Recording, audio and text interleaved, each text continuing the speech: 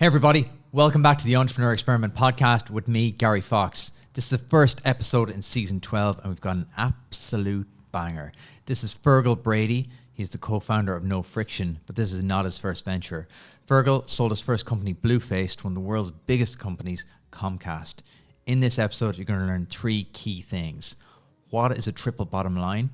How to turn your weaknesses into a strength? And what Feargal would do if he ran Ireland for a year. Here is my episode with Feargal Brady. And first, quick thank you to our partners. Thanks to my partner, Square. Everything your business needs, like payments, point of sale, e-commerce, inventory management, chatting endlessly about the weather? Well, you're on your own there. Square. Everything your business needs. Almost. Visit square.com. Feargal, welcome to the pod. Hello. To be here. The very first pod of 2023, so forgive me if I'm a bit rusty. And my first pod. First pod ever. Okay. Well, close enough to it, yeah. Okay. I feel special. Yeah. Me too. Welcome to the pod, where you've kind of an unusual journey of where you've actually physically come from. Today, I think we'll start with that. We could have done this in a number of city locations across Europe. Yeah. I've been living in a few different cities in Europe for the last, I don't know how long. I've travelled quite a lot all my life, actually. So I lived for a long time in Singapore, and I lived in Paris as well. I studied there, lived in Rome and Florence. And I spend a good bit of the year now in Madrid. So I came in from Madrid yesterday. But I think I think you'd have figured it out for others. I think you figured this out. This is the new thing, right? We suddenly in COVID, everyone thinks, wait, I can not live in Ireland and work somewhere else and still get paid? Or I can work here some of the year? Yeah. Well, I like working here and I like coming here and so on, but I like exploring other countries and so on. But I like living in Madrid, I have to say. I found Madrid about 3.5 years ago, and it's a fantastic city to live in. Really, really nice. So I come back here and I stay here like 4 or 5 days a week. And I go home on a Friday evening or Thursday evening sometimes. So when I met you, I complained about my commute from Wicklow. Yeah, it's probably a similar amount of time. It probably is. Yeah, it's only really about 2 hours, on the plane. Although we did have a discussion about taking the ferry. So there's a Bilbao Rosslare ferry. So it's 4 hours from Madrid up to Bilbao. Okay. Of a drive, and then it's about 30 odd hours on the ferry. Yeah, that's chunky. I'll let you know. We're going to do that in October. Yeah. So I'll let you know. We'll have a part 2. We might do a part 2 in Madrid next year in October. Yeah. So what brought you to Madrid? Well, it's a long story. Oh, we've got an hour, so we got to fill it somehow. Yeah. Well, back in the Blueface days, so Blueface, the first main company, I suppose, we started. We acquired a business in Italy. I think it would have been back in about 2012. A small Italian company that was actually set up by a couple of guys that I'd known, and they'd grown it a little bit, but not a huge amount, and we wanted to have a European presence, so we acquired it, and I moved to Italy as part of that. So I lived in Rome and in Florence. So the office was in Rome. It was in Roma Termini. I'm not sure if anybody knows the main train station in Rome. It's this fantastic building. It was built by Mussolini in the 30s during a time when marble was clearly free. So the entire interior is kitted out wall to wall in marble. And that's where your office was? The office was then there, yeah. So there's this fantastic accelerator, incubator stroke investment company. It's called Lewis N Labs, and they've built one of the biggest accelerators in Southern Europe in collaboration with one of the universities there, Lewis. So they built out the area. Roma Termini is obviously owned by the Grande Stazione, the company who manages all the train stations in Italy, and it's very oldie-worldy. So you've got little post boxes where they put in all the details for all the trains running around Italy all the time. Nice. In there, Termini, yeah. But anyway, so it's 2 spurs on either side of, I think, 26 tracks in the middle and the Grand Concourse, spanning across them, and each spur on either side is about 1 kilometre long, and they're these huge buildings, massive ceilings, and I think there's about 4 stories. So Lewis N Labs took one of the floors, put in sort of false floor to protect the original flooring, and they've got a co-working space.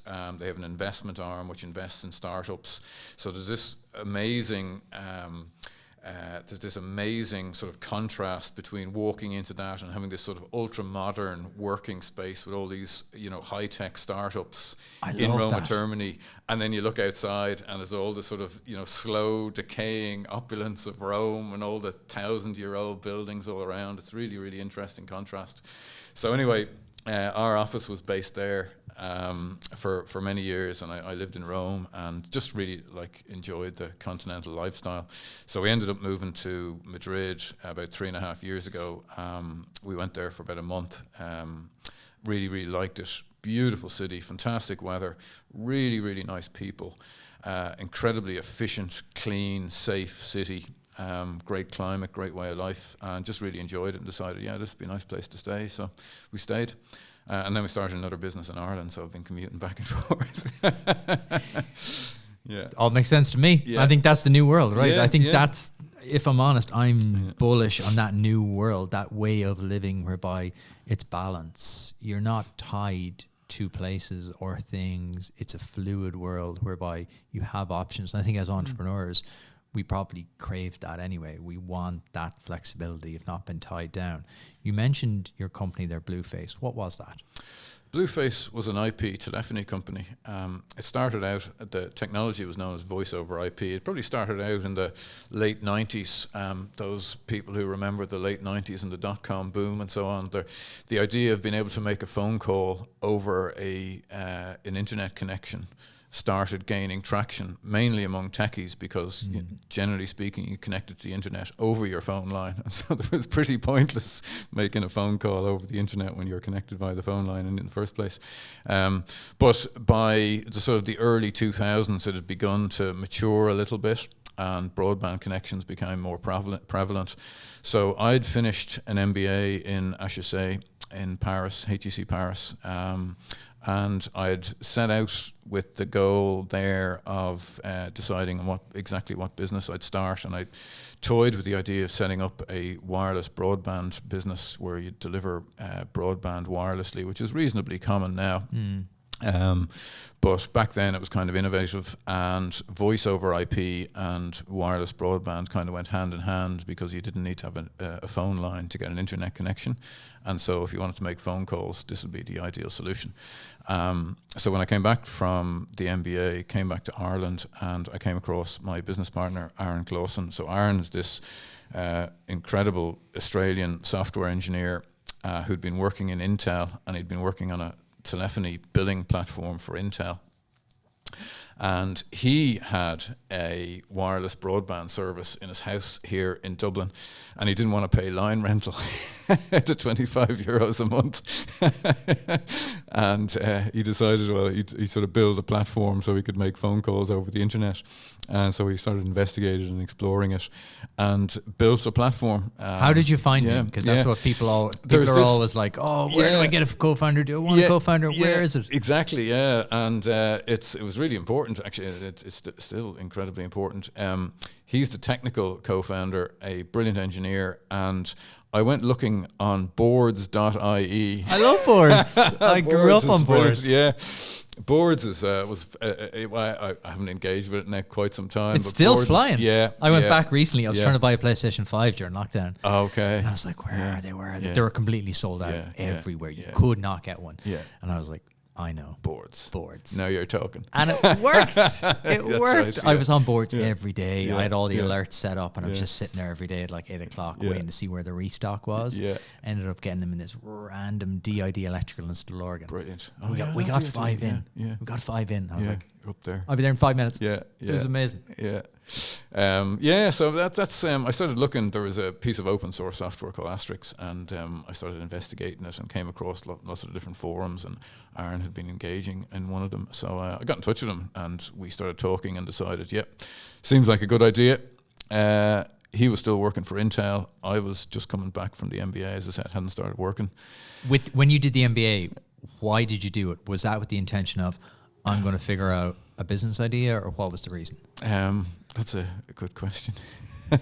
It was in Paris. It sounded cool. Yeah. Well,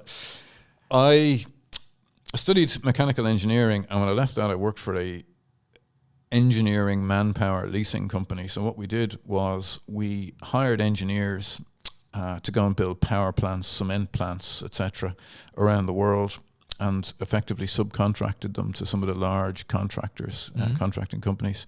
So I was working in that, and then I decided I wanted to do a bit more travel, and I wanted to get into IT. It was the dot-com boom, you know, and everyone wanted to jump on that bandwagon. And I found a company called CR2, which is an internet banking software company, which is still going. And it was founded by Cian and Ron, who'd worked for Kindle Banking Systems. Kindle Banking Systems was probably, to the best of my knowledge, the first global Irish software company, and hardly anyone has ever heard of it, and their platforms are still in operation all around the world. It's an extraordinary successful company. And Cian, who was the principal software engineer and architect, built one of the first LAN-based, in other words, distributed banking back office systems. And Kindle went out and sold that platform around the world. I think it was bought by Misys, or one of the other banking software companies in the end. But they decided to set up a new company. So CR2 stood for Cian and Ron second time around. No way. And they set up, so the idea was to sell internet banking software to banks to enable them to put their, you know, accounting platform, or their accounts and services online, enable people to log in and do their own transactions and so on. So I joined them as a pre-sales technical engineer. Got into the more the salesy end of it, and they sent me out to Singapore. So I was commuting out and back to Singapore for about 2 years. Yeah, so going out for 2 or 3 weeks at a time. Really? Commuting all around South Asia. You know, from Hong Kong, Philippines, Taiwan. Selling in the solution, was it? Around India, Sri Lanka, etc. Yeah, exactly. I'd imagine that hones your sales skills pretty quickly. Yeah, I suppose. Yeah, and gave me great insight into lots of things. One was the startup world, the startup environment, the excitement of it, the energy of it, the pace of it, the kind of people that you needed. I sort of, you know, began to observe all the sort of ingredients you needed to make a company like this work, and it grew really, really quickly. A lot of investment. I think there might have been 100, 140 people, something like that at one stage. It was very, very big. They acquired a business in the UK and sort of branched out a little bit. So that's how I ended up going out to Singapore, and then the dot bust happened. And they wanted me to come back to Dublin, and I wasn't that keen on leaving my tax-free salary, or effectively tax-free salary, in my swimming pool and my paid-for apartment in Singapore. I'm seeing where the travel bug came from. I think we've just traced it back there. Yeah. So wasn't mad keen. So I came back to Dublin, and it was, you know, miserable and wet and grey, and I don't know about this now. Yeah. And I'd been considering doing an MBA anyway. The MBA is kind of a traditional route for an engineer to move from engineering into sales, although I'm a rubbish engineer and I've never practiced engineering really, you know. Okay. So you know enough to be dangerous. Yeah. To be very dangerous. Yeah, exactly. Yeah. So I looked at all the different MBA schools and kind of picked out, well, okay, what are the top 5, top 10 business schools in Europe, and a few of the US ones. The US ones were just prohibitively expensive. I'm not an academic, so there's no way I was going to get a scholarship or anything like that. So I decided, okay, I looked at the cost of them, the rating of them, when they started and where they were, and HEC. You took an engineer's view on this. Yeah, I took an engineer's view and a pragmatic view, and I said, okay, it's 18 months. I think it was about €40,000 at the time, something like that. It was, okay, chunky. Yeah, chunky enough. Plus 18 months of not earning and sort of funding living yourself, somewhere else. You know, yeah. Okay, so it was a big investment financially, and there's always that time investment. Yeah. And I just thought it would be a good way of figuring out what it was that I wanted to do and needed to do. And bear in mind, at this stage, I was 32, I think, so I was one of the older ones on the course. And I wanted to start my own business. And if not, I wanted to work for a, you know, great big company who'd send me out to Singapore and pay for my apartment. And you really had two sliding scales, and completely the other end of the thing. Yeah. I want to become like a founder with no money, and I'm going to have to scrape it, or I want to be fabulously paid in Singapore. Yeah, but realistically, though, no, seriously, I knew I wanted to start my own business, and I'd had a few different kind of, you know, businesses over the years, despite my not sort of starting a big business, but I had a few different ventures that I'd had. So I wanted to do something, wanted to create a real business, something valuable, something constructive, something that would last and was valuable and useful and provided a service and was innovative and something in technology. And that's when I came back from Singapore, did the MBA, and figured out that, this sounds like the right thing to do, this wireless broadband and voice over IP. Met Aaron. We started Blueface with no money. A friend of mine that I worked for in the engineering firm, Des, who passed away this year, unfortunately, he loaned us an office because he had 2 offices. He was in the middle of selling one, so he loaned us an office for 6 months. So we had the office. Aaron typically worked from home anyway. And we got sort of friends and family around. I think we raised about 150,000 euros, something like that. My former professor in HEC invested, which was a nice vote of confidence, I suppose. Des did, a few other people. So we raised some money. Enterprise Ireland were brilliant. DBIC as well were really good, very supportive. So we got some funds in, started building out the platform, started getting customers, and we grew really, really fast. So I think we must have been doing probably, 100,000 euros a month in revenue, probably within about 12 months. Wow. To 15 months. And maybe. what were you doing? Yeah. For anyone not familiar with this whole space, explain it to me like I'm a child. A smart child, but still a child. Yeah. What were you doing to get 100 grand? So we sold a phone service. So typically back in those days, you paid line rental, which is like 25 euros a month, and then you paid for your calls. So every time you made a phone call, it was 20 cents. And if you called the US or something, you got charged €1 a minute or something. So, if you had a lot of international calls, you could have a fairly hefty phone bill. So what we did is we provided a little box that you plugged your phone into that turned it into an internet phone, and you plugged that little box into your internet connection. Okay. So if you didn't get broadband over your phone line, if you got it through cable broadband or wireless broadband, then you cut out the 25 euros a month, which is a great saving. And then we were the first to introduce unlimited call plans, one of the first in Ireland and probably around the world really to introduce unlimited call plans. So as many calls as you like. And we just charge you 10 euros or 20 euros a month, whatever it was. And that's how we did it.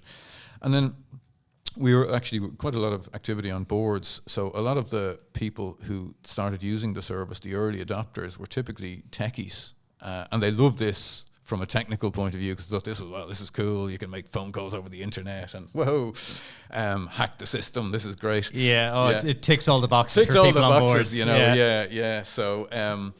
So that's what we did, and it grew really fast. And then they started bringing it into companies, and say, we could probably use this in our business. This was my question for you, because a lot of companies are now going, we're going to be a product-led company. And people are like, what's that? It means you build a product so good that the likes of me and you were going, nerds who were like, this is a class, going to use it in my house. And you're like, well, we're going to bring it into our business as well. Right, Remind me to come back to that point, actually, because I think it's very important. Okay. So that's what we did. And of course, back in those days, internet was absolutely rubbish, internet access. And so what year are we talking? Are we still going? This 2005. Are we still doing the dial-up? 2005. Okay. That was still prevalent, but our primary target market were those people, residential users who had cable broadband, because wireless broadband was still a bit rubbish. Oh, yeah. So you hear me? All the time. But cable broadband was really good, really solid. And there was a grand total of 80,000 cable broadband customers in Ireland. So how did you find that out? Well, we did research, and the biggest cable broadband company in the country was, at the time, would have been NTL. Yes. Previously Cablevision and then Virgin and so on. So 80,000 was our primary target market, which is a ridiculously small primary target market. I love this, right? Because it's clearly identifiable. A lot of entrepreneurs are like, we're going to be all things to all people. And they just burn themselves out trying to target 2 million people when in reality, 80,000. Yeah, that was it. And as niche as you can go. It is. And at 10 to 20 euros a month, you do the maths. You do the maths. And of course, you're building out a platform. And from a technological point of view, this was really cutting edge. Yeah. So what we kind of did was, in a way, we hacked the system in that it was a very, very grey area around regulation, because telecoms is obviously a very regulated area. And what we did was we took phone lines, they're called PRIs, a bit technical. We took phone lines with phone numbers from some of the big telecoms wholesale companies, connected them up to a computer, and then provided those numbers, effectively subcontracted those numbers to our customers. So a phone call would come in to the big telecoms company, come into our computer, we'd send it down to the customer's computer or phone. And then it was a very grey area for regulation, but we recognised that we needed to get regulated. We needed to become a telco ourselves. We need to get our own phone number range and so on. Because then you weren't dependent on them, isn't it? They were the middleman. If they pulled that, you were screwed. Exactly. Okay. And at one point it did happen, because Smart Telecom, which was one of our providers, effectively went bust, or close to went bust at one point. Anyway, they were turned off from Aircom, which was the state telephone company, effectively stopped delivering the phone calls into Smart Telecom, and we had numbers from Smart Telecom. So the ripple effect down. A couple of thousand business customers who woke up in the morning and couldn't receive phone calls. So you can imagine the phone calls we were getting. There's a great lesson there in that, though, in the fact of what are you building your business on? Yeah. Are you building it on, is there a single point of failure that you do not control? Yeah, exactly. And that was one of that and amongst other reasons, legislative, regulatory reasons, we knew we had to become a telco. So that requires a lot of investment, and it was extremely difficult to get investment in Ireland back then, sort of 2006, 2007. Credit crunch started happening. And in Ireland, at the time, if you weren't investing in property, nobody wanted to talk to you. Technology, that's for the birds. That's nothing to do with us. We want to. I'll buy two properties in Bulgaria off the back of the Sunday Independent, but I won't buy. No, won't invest in tech Irish companies. So it was really, really hard, and we struggled to get investment, and we kind of plateaued in terms of revenue growth. So we're kind of maybe 2.5 million, with 20 people, something like that, by sort of 2009.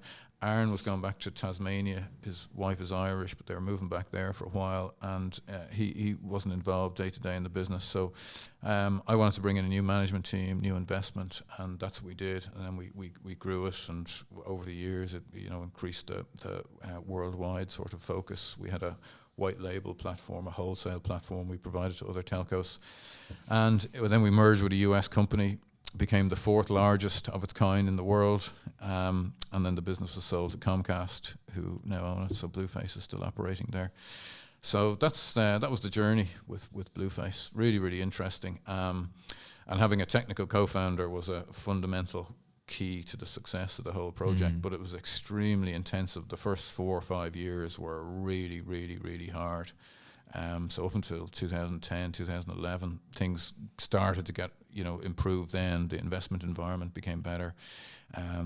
The businesses started taking off again, and the technology had matured substantially, and so it enabled us to target more businesses, to grow overseas, to acquire a company in Italy, to provide this global wholesale platform. So timing is one of those things that we don't really talk about, because often it's with hindsight, you're like, oh, the time is just right. You can't really plan it. Like, you can line up like you did in terms of, right, this is emergent technology, but equally you don't know how quickly that's going to emerge. It's like Chat GPT and AI at the minute. Everyone's all in a fluster over that. We don't really know how fast that's going to come, though. So it's kind of a punt until looking back, you can kind of go, well, the timing was tough in 2007, but then it was right in 2012. Yeah, that's right. Yeah. And I suppose we were heavily focused on developing our own platform, and a lot of the open source software that was developed around telecoms, and for example, a lot of the video conferencing services that we use today, a lot of the software that they use is open source, and significant parts of that we would have contributed to, and a lot of the sort of platforms that are running these days, and nearly all platforms are IP telephony based. We would have contributed quite a lot to this actual open source software. Open source simply means anyone can access it and work on it, and it's free to use. Yeah. Typically, you still need to have considerable technical skills in order to operate it, and manage it, etc., and implement it. But theoretically, the platform is there, and of course, I suppose Microsoft are one of the biggest users and active agents in open source software these days, which is a massive change from where they would have come from. But that's how prevalent it is. Almost nothing would be able to be built these days, or we wouldn't have anything near the sort of level of cloud-based software services we have today without open source software. So so we would have contributed quite a lot to it.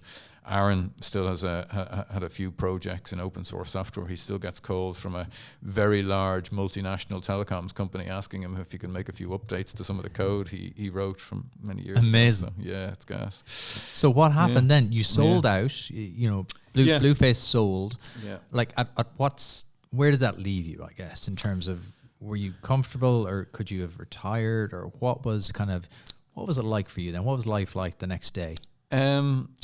It's a funny feeling, actually. So I've spoken to a number of people about this, and the day you sell your company, people are thinking of, hey, this is brilliant and all the rest of it. But you're actually, there's a sort of, you're somewhat circumspect about it and philosophical about it, because you've spent a significant amount of time. In my case, I spent like 14 years of my life, and the first 6 years, sort of 20 hours a day, working on this. And I was very proud of it and proud of all the things we'd have achieved and everything else. But in a way, it's still kind of sad. It was great that it was acquired by such an amazing company as Comcast, you know, which is just fantastic. It's a dream come true. So yeah, I could have, you know, I suppose kicked back and done nothing, but I realized that pretty much the next day after I worked for a year after the deal happened anyway, but day 366 I found myself sitting at a desk, you know, kind of working away, because muscle memory just kicked in. Yeah, you kind of have stuff to do. There's you know, as you get older and your life becomes more complex in many ways, you know, you've got things going on everywhere. You're busy anyway. There's a certain amount of your day, maybe an hour or two a day, that you require for your own personal administrative stuff, apart from anything else. Yeah, so, life admin. It's real. Yeah, life admin is a thing.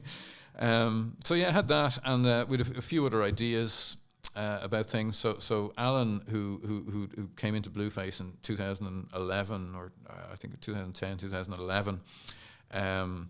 And at that point, you know, we'd kind of grown really fast. We'd, 20 odd people, a couple of million in revenue, but we needed to get to the next stage. And Alan came in. It was fantastic, new management team, some new investment, and Alan had wanted to set up a investment company, and myself and a couple of others worked with him on that. So we set up a company called VentureWave Capital, with the goal of developing an impact investment fund which would invest in companies which do well by doing good in the areas of clean tech, education, healthcare, and food and agriculture, with this sort of triple bottom line where they would be profitable. We'd invest in them to scale internationally, or to bring international businesses to Ireland to use as a headquarters and a scaling launch pad. That they would have a positive impact on the environment and on the world we live in, and that they would bring jobs, taxation, revenue to the country, to Ireland. So this kind of triple bottom line effect was the sort of ultimate goal. like that phrase. I've never heard that before. The triple bottom line, yeah. Is that trademark? No, it's open source. Okay. You're going to hear me quoting that now in loads of different interviews. Yeah, triple bottom line really is what it's all about. Yeah, well, I'm sure I've stolen it from somebody. So, good artists paint, great artists steal, and all that. So we set that up with myself and Alan and Kieran, got it underway, and lockdown had just happened, and so I was kind of heavily involved in developing the sort of the impact investment thesis and the impact assessment, and how we reported on it, etc., the fundraising and so on. So that was fine, looking at companies, evaluating them for investment and whether or not they'd fit the thesis. But it wasn't something that I definitely wanted to do full time. I'm an entrepreneur, and I want to build stuff. Actually build why it did myself. You do it? What drives you to set that up? I like the idea because from a I suppose a patriotic point of view, there's lots and lots of things which are great about Ireland, and there's lots and lots of things which I'd like to change. And I think one of the things that we need to change is our sort of long-term investment focus, you know, in particular around infrastructure, etc. You know, there's a sort of veneer of first world around Ireland, but, you know, underneath the covers, we haven't actually invested sufficiently in core infrastructure. And by core infrastructure, I mean the stuff that we're relying on from the British from 100 years ago, like plumbing, you know, sewage, waterworks, roads, railways, you know, that kind of stuff we really haven't focused enough attention on. But at a sort of an economic point of view, I think relying on the foreign direct investment in the long term is probably not going to be sustainable. And so we need to foster a much better culture of entrepreneurship and growing indigenous Irish companies and encouraging them to scale. And, you know, organisations like Enterprise Ireland are absolutely amazing at it. They were incredibly supportive of Blueface and New Business Now as well. But, you know, entrepreneurs need to step up to the plate as well, and we all need to step up to the plate about, well, look, you know, how do we view this? What's our strategy? We don't need a sort of 3-year strategy. We need a 10-year, 20-year strategy. It's like 100 years. I think it's Japan, is it? 100-year strategy? That's what you need. Like this is exactly what I think as well in terms of the Irish entrepreneurship scene. Number one, it's super new. I remember 10, 15 years ago, there was very few people you could point to and go, that person is a success. They have done what I want to do. I see the path. I think you have to see it to be able to do it sometimes. Yeah. It takes you 10 times as long if you can't see it or do it. That's right. Really believe that. We had very few people. And that's why I like doing this podcast, is that I want to show people, like, there's hundreds of Irish entrepreneurs that you can look towards and emulate, because I listen to all the San Francisco podcasts. Can't relate to that. Yeah. Oh, we did a quick round of 100 million. Come on. Yeah. You know, we don't have that scale. No. But we talked about this over breakfast. How do you turn your weakness into a positive? So what are the key things you would do? Yeah, oh, well, I mean, I think a lot You've of got the platform. You've just been elected dictator of Ireland. You can do whatever you want. It's not a democracy anymore. We live in your world. What are we going to do? I think on the economic front, you know, that the infrastructure I probably leave to other people to focus on, but I'm originally a mechanical engineer. I like infrastructure. I kind of like building stuff, you know. So yeah, railways all over the country, and you know. Anyway, but from an economic point of view, a lot of the entrepreneurs, the really, really successful ones, are incredibly supportive, and nobody knows it, you know. And I mean, I'm not going to call them out, but some of the really, really famous entrepreneurs in Ireland who helped me personally. And I know they've helped lots of other business. They're already helping and do a lot for fostering entrepreneurship in Ireland. There's almost, it's hard that they can't talk about it, because there's almost this kind of begrudgery, I'd almost call it, just to put a little label on it. Yeah. I think there's an element of, he's done well, who do you think he is? He did this, but he didn't do that. And he didn't do this, but he didn't do that. Yeah, there's a little bit of that, I think. Transparency there. Yeah, there's a little bit of that, I think. But I think a lot more sort of joined up thinking. So, and I think that 50-year plan that we discussed, that's a fundamental part of it. So if you take an example, almost all successful economies were built around protectionism, you know, where they developed an indigenous industry, you know, be it cars, be it, you know, machinery, whatever it was, you know, and that was protected, and you couldn't import them from anywhere else. So they'd have a major public project, be it building roads, building bridges, building trains, and they built them in the country, and they're the only ones who could supply it, you know. So we've got a fantastic image as a country of this, you know, green, you know, sustainable, beautiful country with a fantastic agricultural output.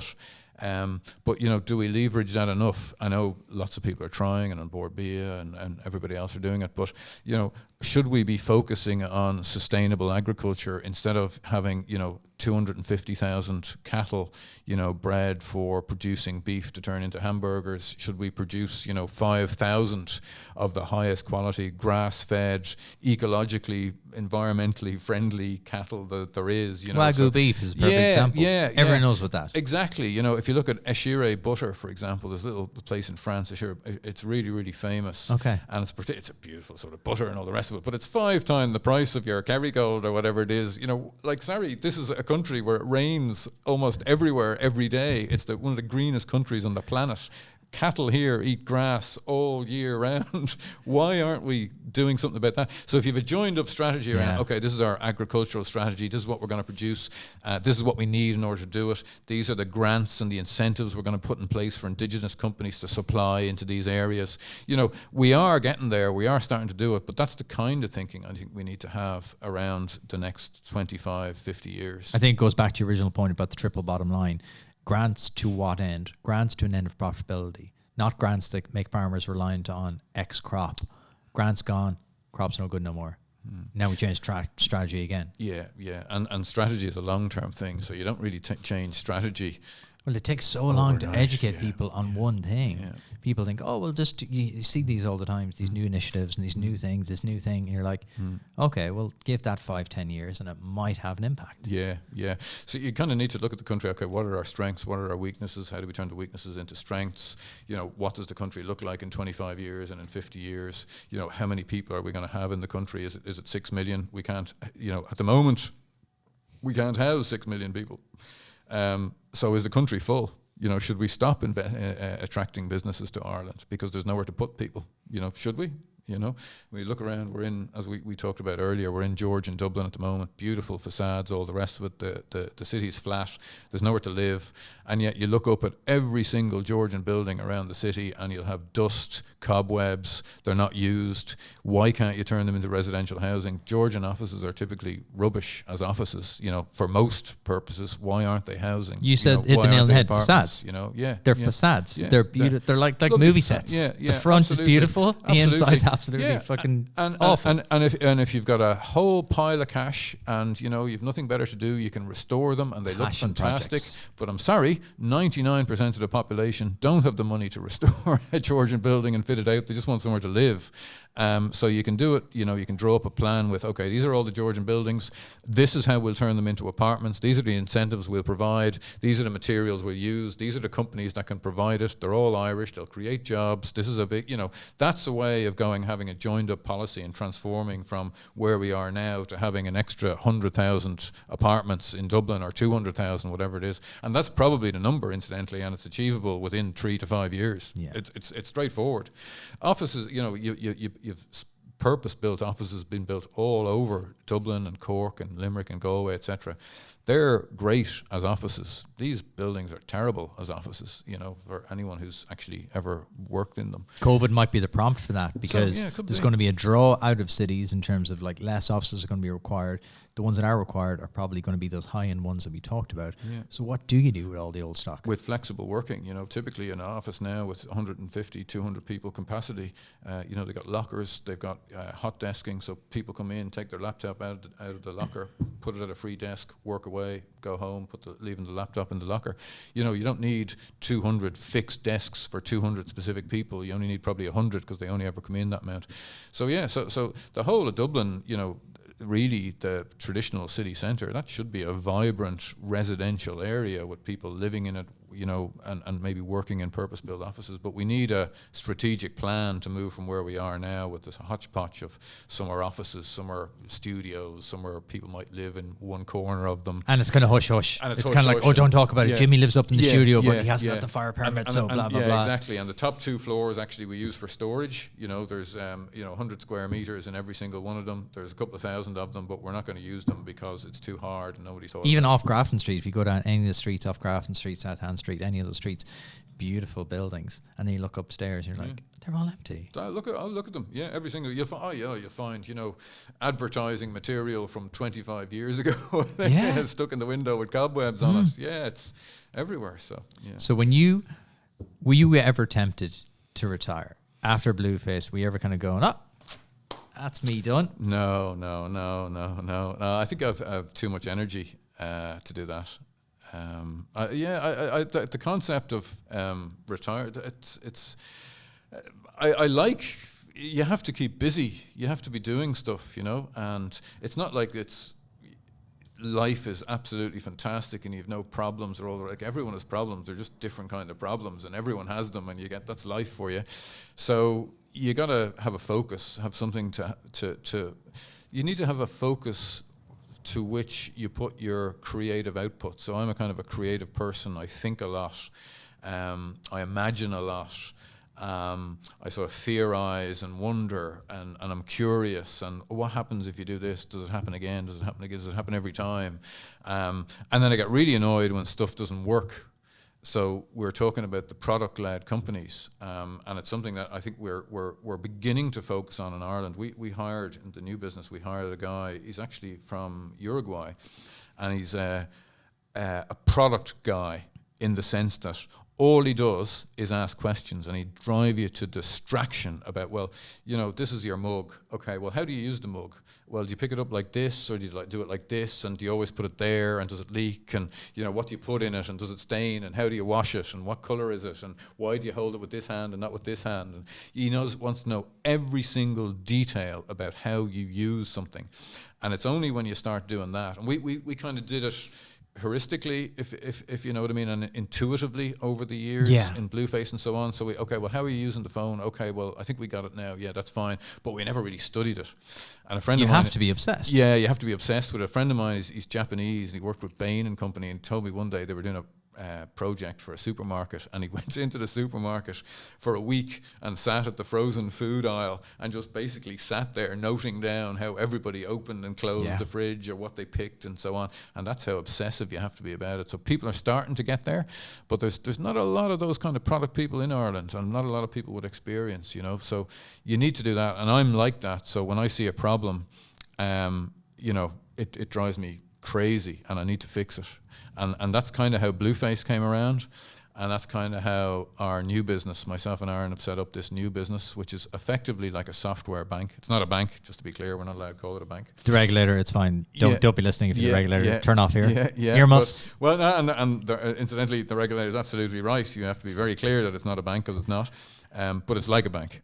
And it's I can't believe it's not butter. Yes, exactly. I can't believe it's not a bank. Yeah. Although if you taste it, it's definitely not butter.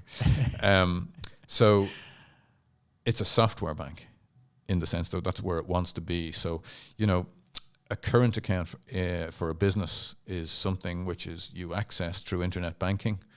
That's your portal into your finances. And it's completely detached from your accounting system and your invoicing system and your stock management system or your ERP. So it's a little bit better now with the advent of open banking, which is this sort of EU, UK initiative to open up banking back office systems for third-party platforms to access. So you can suck in your current account data into your accounting platform, but it's still a bit clunky. You have to push a button, pull it in, and you start reconciling. And the sort of question we started asking was, well, why should your accounting platform and your current account be different? Why wouldn't they be the same thing? Like, it doesn't really make sense to have something which manages the money and then something else which kind of manages the money. They both do more or less the same thing. Like the transactions come in and out of your bank account, and then you have to switch out of that and go over to your accounting platform and start marking them up. So we wanted a way to integrate that much more closely. We were really fed up with the sort of payments experience. So credit cards are fantastic. Everyone has them. They're really useful. Tap, go, brilliant. Love that. Fantastic. I have an Irish credit card. I live in Madrid sometimes. And basically, in Spain, a non-Spanish credit card won't work online. In what way do you mean? Because there's so much fraud that they've just decided, most companies have decided, well, if the card isn't issued in Spain, we're not accepting it.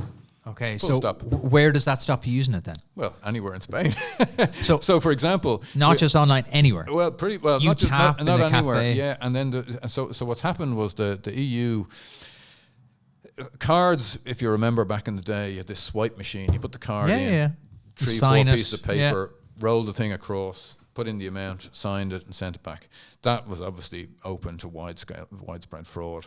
So in the US, they didn't really introduce chip and pin. In Europe, they introduced chip and pin. So that cut out a lot of the point of sale fraud, But what was happening online was that the fraud online wasn't being addressed, and it was a huge, huge problem, and it's a real barrier to the growth of e-commerce, because businesses are quite rightly worried that, hang on a second, if I sell online, what happens? I send the product out, I get the receipt from the card payment, and then there's a charge back, or it yeah. turns out to be a fraud. This is a big, big problem. So the EU introduced this idea of secure customer authentication, where you had to have some other device or something, you know, about the person that you have to have. So, for example, it's implemented on the app. So you go in, you put your card details in, you press pay, confirm in your app. I had this problem. I was trying to book a table for us in house. House use Open Table. There's no charge, obviously, to book a table, but you need a card to reserve it. So I booked table for us. Okay, 9:30, in-house, grand. Okay, now go to your bank and approve the transaction for 000. Yeah. Open up my phone. Yeah. Transaction goes through. I do it again. Do it 3 times for a 0 transaction. Yeah. And it was only last night. Yeah. Yeah. It's bonkers. It is bonkers. And I get it. I understand. Yes, Fraud is a absolutely. massive problem. But I think sub €100, what do we do? Well, this is the thing. And there's a lot of this. And it's nobody's fault in particular. This is just, you know, the internet has taken off. E-commerce has taken off. We've got this fantastic payment system. We've got cards. They're really great. But hang on, how do we implement it online? So we were really frustrated about that. We were frustrated about the merchant experience, about, you know, the things like the chargebacks and other stuff, and how can we improve that? How can we make it easier for people to pay? And when a business sends out an invoice to another business, why aren't they getting paid as fast as they can? What about the bank transfers? Well, to do a bank transfer, what do I have to do? So I get my invoice. Okay, so I'm paying yourself. Okay, the invoice number is here. So I go into internet banking. I get out my device. Now I've logged into internet banking. Now I have to set up a new payee. This is your name. This is your address. I probably make a typo. I put in the IBAN. Maybe I make a typo again. I authorize it, go to my device, access that, authorize it, okay. 10 minutes later, you've set up the payee and you're ready to pay the invoice. Now I go in, okay, new payment, go into this person. Where's the reference? The reference is down here, the company's up here, the amount is down. You know, it's really difficult to make a payment. And then, you know, and it's often just for maybe €100, €200. Yeah, it could be, or it could be very large. And so you send out the invoice. Is it paid? Well, I don't know. Let's check internet banking. So check internet banking, and you've sent out 1,000 invoices, and every single one of them is for €100. And half the people have forgotten to put the invoice number on it or the reference on it. Yeah. Well, who's this payment from? No idea. Yeah. But for small businesses, this is a huge thing. I run this monthly group for entrepreneurs, kind of small size entrepreneurs. And one of the biggest problems, each month you bring a problem. What number one thing are you trying to solve? And we get a group, 12 people together, we try to solve it. Nearly every month, one of the questions is, I'm struggling to get paid because I'm a small business. I have 5 staff. We're doing work for maybe 5-10 grand. I'm invoicing out 30, 60, 90 days. Big companies will be like, our payments terms are 60 days. Yeah. Live with it. Yeah, exactly. Yeah. This is a big issue. And when some of the problem is down to, well, how easy do you make it to get paid? Because sometimes that isn't easy. And then how do you reconcile those payments coming in? So they're the ones that we want to solve. We want to make it easy to get paid. We want to make it easy to reconcile those payments. So whether those payments are from, you know, residential retail customers or whether it's from other businesses, we want to make it easy, and we want to make it easy to send money. So that's why we decided to create a software platform with a business current account, with access to the international payments networks, with access to card acquiring so you can accept card payments. And then underpinning it all, something that we're building for the future, and something that Aaron got involved with probably 5 or 6 years ago. We like a technology called Bitcoin Lightning. So everyone's heard about Bitcoin. It's, oh my God, it's Bitcoin. It's a scam. It's, you know, the technology. I'm bullish. Don't worry. Yeah. Well, we like the Bitcoin technology in particular, and Bitcoin Lightning is a payments network, and it's designed specifically for payments online. Trustless, decentralized, irrevocable, instant, low cost. It's absolutely beautiful. The technology is amazing. It was developed by MIT, and it was built in order to take advantage of the Bitcoin core, of Bitcoin itself, that technology, which is not good for making payments, in particular small payments. So they developed it to use on the internet, and there's a course available online by MIT Labs. There's 17 lectures. It's Cryptocurrency Engineering 101, and it's all about Bitcoin Lightning. It's the introduction to it, and I would suggest it's required watching and listening and learning for anyone interested in payments and what are the problems. Because the problems are one of, who is the person paying me? I don't know who they are. Who am I paying? I don't know who they are. So it's an identity problem. It's a trust problem. And how do you solve that on an online world? And Bitcoin Lightning is the solution to it. And it's fantastic how it works. So we believe in that, and we kind of bake that in. So in the future, and it's starting now, we're starting to see a few companies adopt it. You can pay with Bitcoin Lightning. But you don't know you're paying with Bitcoin Lightning. So I think that's the key to crypto adoption. €10, yeah, €10. Scan the QR code, opens up your wallet. You're paying €10. Scan. What happened in the background might be over Bitcoin Lightning, but all you know is it's €10, and the other person gets €10, and that's how it works. I had this debate with someone a few months ago. They were like, "Oh, crypto, I don't believe in it, blah blah blah, and digital money." I was like, "You got any cash on you?" No. What do you use then? My cards. Where are your cards? On my phone. So everything is digital. Yeah. Is that not digital money? Like, we're there, but people don't realize we're there. Yeah. And it's just a question that it's actually the transport is it's the the, issue it's that the we're trying to branding. start. Yeah. It's the branding in people's heads. Yeah. Oh, it's by AIB.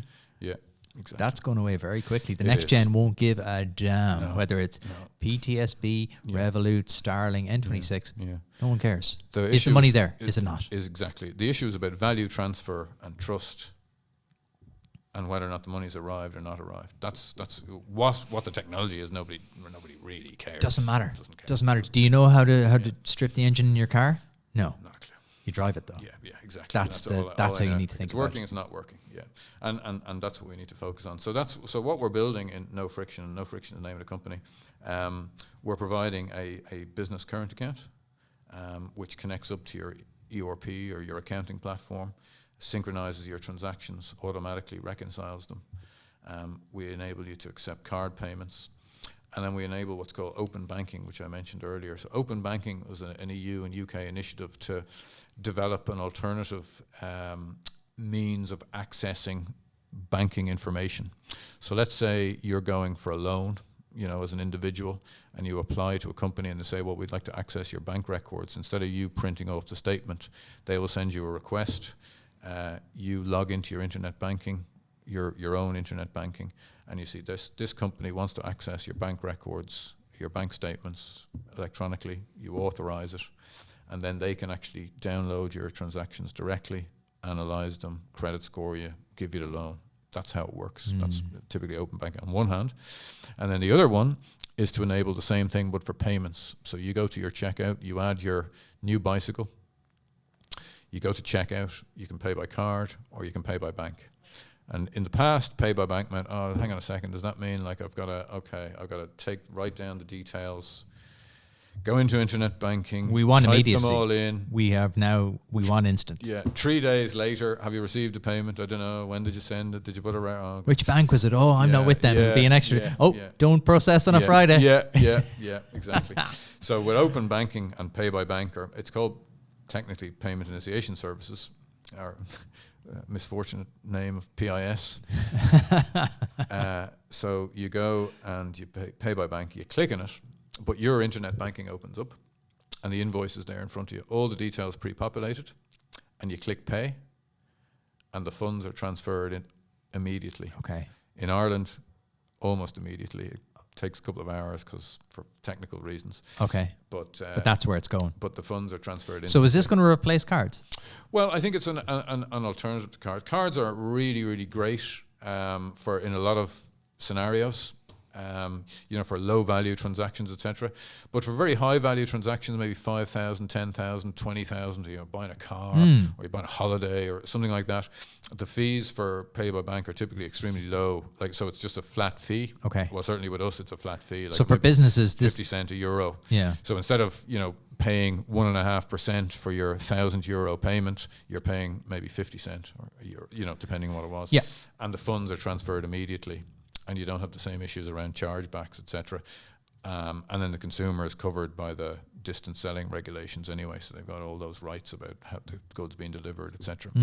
So for businesses, this seems like a very obvious one. If you're a business making regular great. big payments. Yeah, it's great. Now, how it's implemented around Europe varies greatly. In the UK, they developed, the regulator there imposed a standard on everybody. This is how it has to work.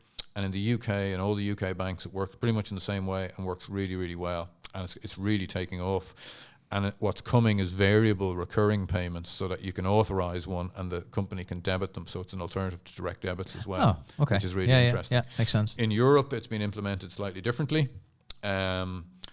So it varies. So, for example... the dreaded, it varies. It varies, yeah. So, for example, we've a bunch of merchants using it now. Revolut, people pay with Revolut. Their experience is really, really good. Yeah. So you're on the mobile, you click, pay by bank. The app opens. There's the payment, authorize, Face ID, done. Transferred, done. Great, brilliant. Bank of Ireland works really well. Typically, you authenticate it on your mobile. You're making the payment, authenticate, yeah.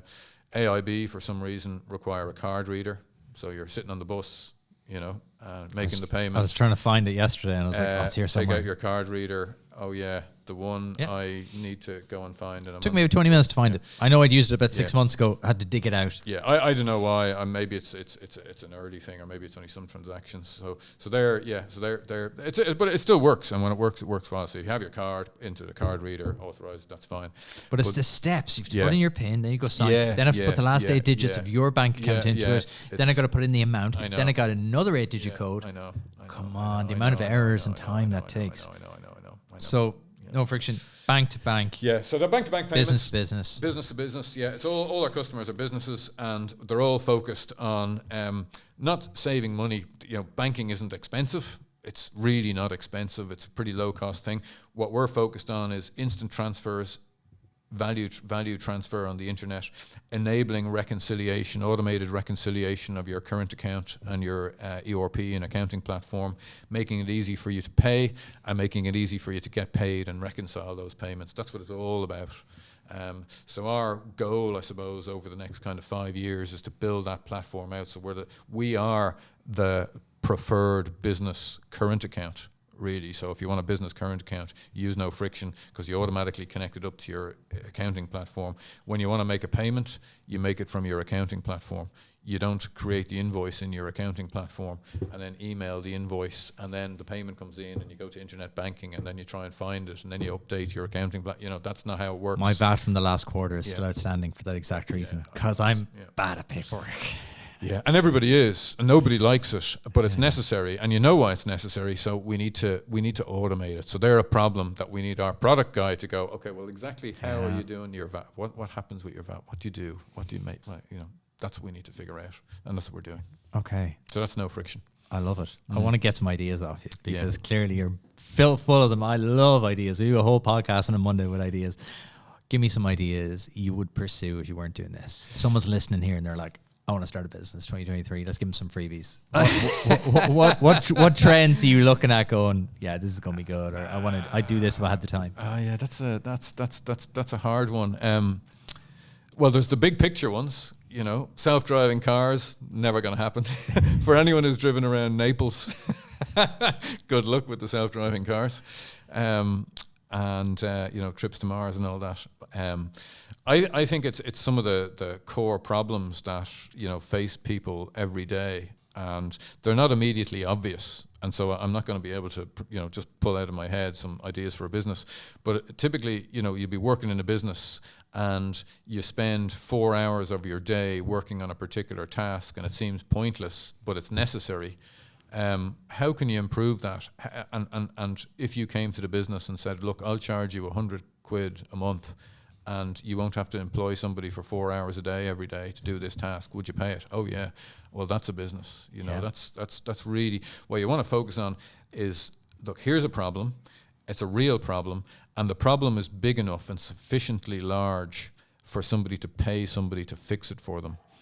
Or if they're throwing money at the problem to fix it at the moment, in other words, hiring somebody, employing somebody to do it, how can we solve that in software?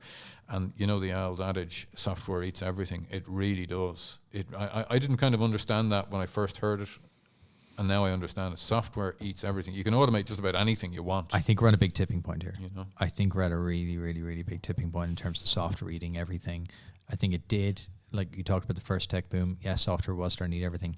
Now it really is. Oh, it is, You're saying that necessary but must be done. I was trying to do the stats for this podcast because you need to send them out to advertisers and sponsors, things like that. Yeah. It takes about a half day. Yeah. That sounds so ridiculous, I know right? it does, Because some of them live in this dashboard, Yes. and some of them are only pulled for these dates. You can't pull them for that date. You want to do a year. Oh, you can't do that. Yeah. And I tweeted out going, oh, this is such a pain. Yeah. Young developer got in touch with me. He's like, can I have a call with you? I want to solve this problem. I'm in the middle of building something. I was like, absolutely. And had a call with him. Again, he's a product guy, dug deep into it. I chatted him again last week. He goes, we're very, very close to launching this and we've raised X amount. And I was like, there you go. That's what it's all about. Yeah. Solve problems. I would pay 50 quid a month for that. Easy. Perfect. Yeah. No problem. Yeah. Exactly. Because half a day. Yeah. It's a lot, and your time is worth more than €50 half a day. That's it. You don't have a problem. You have a money problem. Can you afford? What's your hourly rate? I ask every entrepreneur that. They're like, "Oh, I'm so busy. Yeah. Yeah. What's your hourly rate? Yeah. I don't know. Yeah. Yeah. Well, that's exactly it. And you know, I need to do X, Y, and Z. Are you sure? Can you not get somebody else to do that? Wouldn't it be great? You know, the whole thing about ChatGPT and you know the AI powered conversation skills. And wouldn't it be great if you go to it and say, listen, I need my statistics. Here's my statistics. Here's this dashboard. Here's this dashboard. This is what I need. Solve it. Boom. But that'd be cool. Well, this guy is very close to that. It's literally take a screenshot of it. Yeah. It'll pull it. Yeah. Hourly, daily, weekly, whatever you want. There you go. Create a dashboard in Notion. I love Notion. I think it's great. very, very, very close to. We'll all have a homepage. I think. Yeah. I think that's my thesis now. Is we'll all have a homepage internally for what we want to do. A second brain. Our that to-do concept. list and our whiteboarding. And I'm a massive nerd for that sort of stuff. So I've everything in Notion and I'm trying to like connect everything, but it's quite laborious. I'm kind of updating it every day. Whereas he's very close to developing this thing whereby it's just a screenshot, bang, done, updates automatically. Yeah. So solve a problem. That's kind of the gist of it. That's the only advice. I couldn't pick something out. I have some pet hates I don't like. I'll tell you what I really hate, actually, to be honest with you. Ticketing. Okay. So you go to let's say, U2 announced concert next year. Not necessarily U2. Maybe it's Coldplay, whoever it happens to be. Okay, tickets are announced. There's only one place you can buy the tickets, really. Although not a lot of people know this, apparently you can buy them at the actual venue. The actual venue. If you go there. If you physically go there.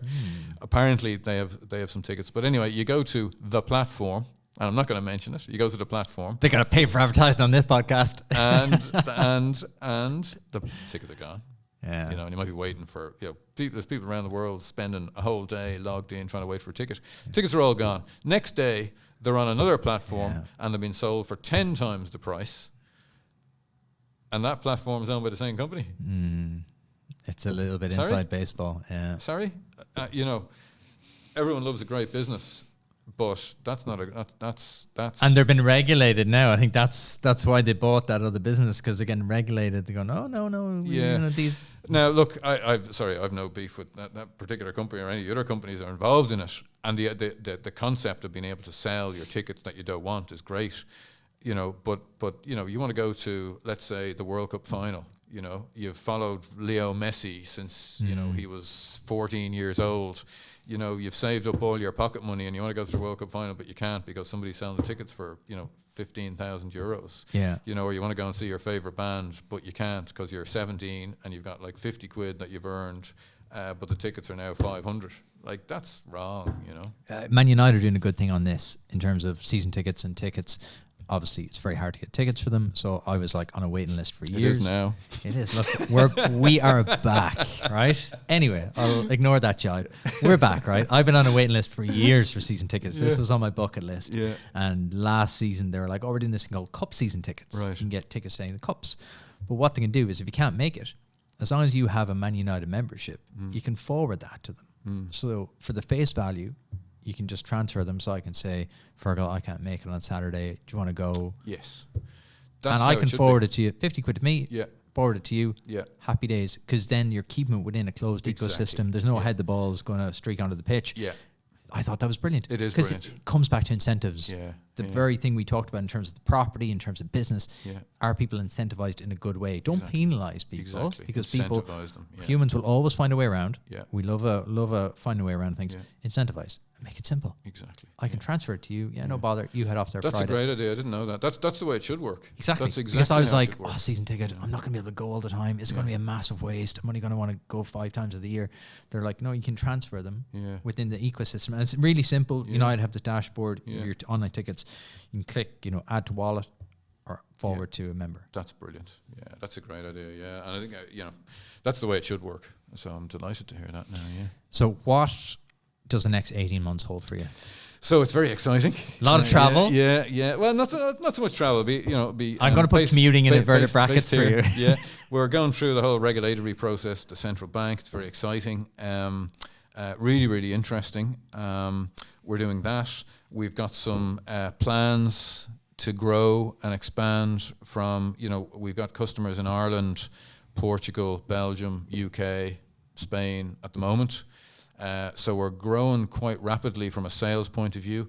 We've got some exciting developments on the product front, and we just want to keep adding functionality and working on sort of our integrations and making it easier and easier to do all of this admin stuff in the background so you can focus on, doing what you want to do, not administration and internet banking and accounting platforms. So we've got a lot of stuff going on with that. So I think 18 months' time would be great to come back and tell you all about it. We'll do it in Madrid or Portugal? We can do it in Madrid. Madrid would be great. I'm putting that in the diary. That's happening, right? Make sure there's a game in the Bernabeu. 100%. Or out with Atleti. I kind of like Atleti, actually. Lifestyle design. That's what I'm all about this year. That's my new buzzword. Yeah. Have you got a book you recommend to people? Oh. It can be personal, professional, or you just enjoyed it. I like...